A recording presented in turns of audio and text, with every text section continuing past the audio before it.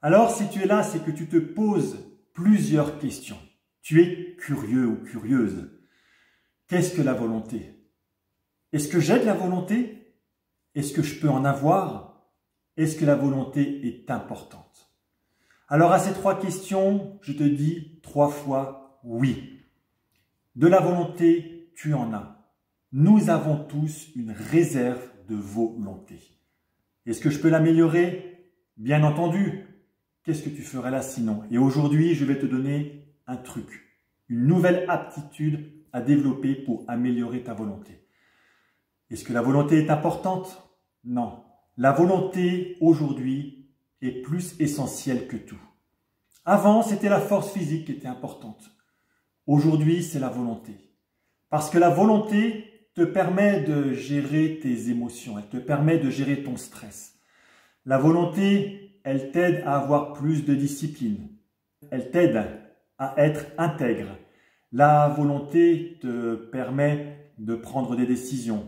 Elle te permet tout simplement d'être beaucoup plus heureux, d'aller dans l'abondance, que ce soit l'abondance relationnelle, dans l'abondance financière aussi.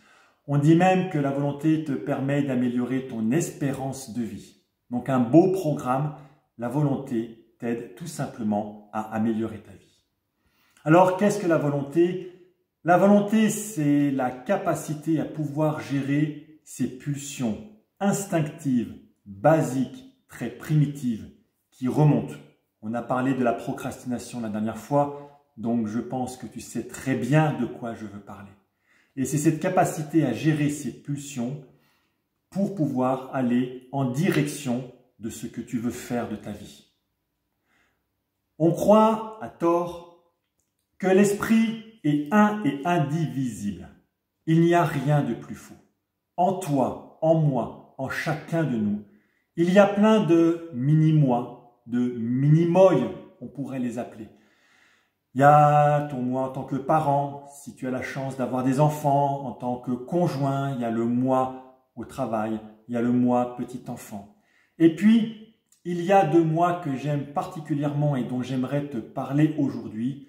Il y a d'un côté ce moi de la gratification immédiate. Celui-ci, je suis sûr que tu le connais bien. Et puis, il y en a un autre. Il y a le moi du futur, le moi de ce que tu veux devenir. Et ces deux-là, des fois, ils sont en conflit. Et pourtant, tu as besoin de l'un et de l'autre. Alors, laisse-moi te dire 2 choses par rapport à ce moi du futur. La première, très intéressante, c'est lorsque l'on met quelqu'un dans un IRM et quand on lui demande de penser à son moi du futur, la signature de l'image de l'IRM est exactement la même que s'il pensait à une autre personne. Alors c'est intéressant parce que en termes de ressenti, cela signifie que le toi du présent, tu n'as pas envie de faire quelque chose, tu le repousses dans l'avenir, et ben c'est comme si tu demandais à quelqu'un d'autre de le faire. Donc la réflexion en termes de responsabilité est quelque peu intéressante. La deuxième chose, c'est que plus tu repousses un objectif, moins il te semble réel. Alors imagine, lorsque tu as un objectif à long terme, il est question de ton moi du futur et il est question d'un objectif à long terme. Donc, en termes de ressenti, tu peux avoir le sentiment que ça appartient à quelqu'un d'autre et comme c'est loin, eh ben c'est pas réel. Donc tout va t'amener à revenir à ton moi de la gratification immédiate qui est quand même bien sympathique. Je vais te proposer une nouvelle aptitude pour faire le lien entre ce moi de la gratification immédiate et ce moi du futur. C'est l'aptitude de la continuité du moi du futur, autrement dit, en 2 mots, faire comme si. Je suis sûr que tu te souviens quand tu étais enfant, tu jouais au papa ou à la maman, tu jouais aux gendarmes et aux voleurs, tu faisais comme si. Et tu vivais tellement la situation que tu croyais vraiment que tu y étais. Il s'agit de faire exactement la même chose, mais en étant adulte. Quelle est cette personne que tu veux être? Non pas aujourd'hui, mais dans 15 jours. Justement dans 15 jours. Quelle est l'image que tu veux avoir? Quelle est la tonalité de la voix que tu vas avoir? Comment veux-tu t'habiller? Comment veux-tu te comporter? Quelle est la posture que tu veux avoir dans 15 jours? Et tu fais comme si aujourd'hui, tu étais déjà dans 15 jours.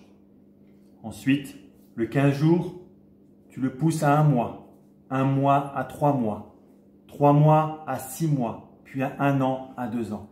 Et progressivement, cette continuité du mois du futur, entre le présent, tu vas l'amener progressivement vers l'objectif que tu souhaites avoir, vers la nouvelle personne que tu veux devenir. Cette nouvelle aptitude te permet aussi d'apprécier ce que le temps présent te donne, les plaisirs de la vie, mais aussi, et je parle bien du et pas d'un ou, et aussi de pouvoir construire ton moi du futur.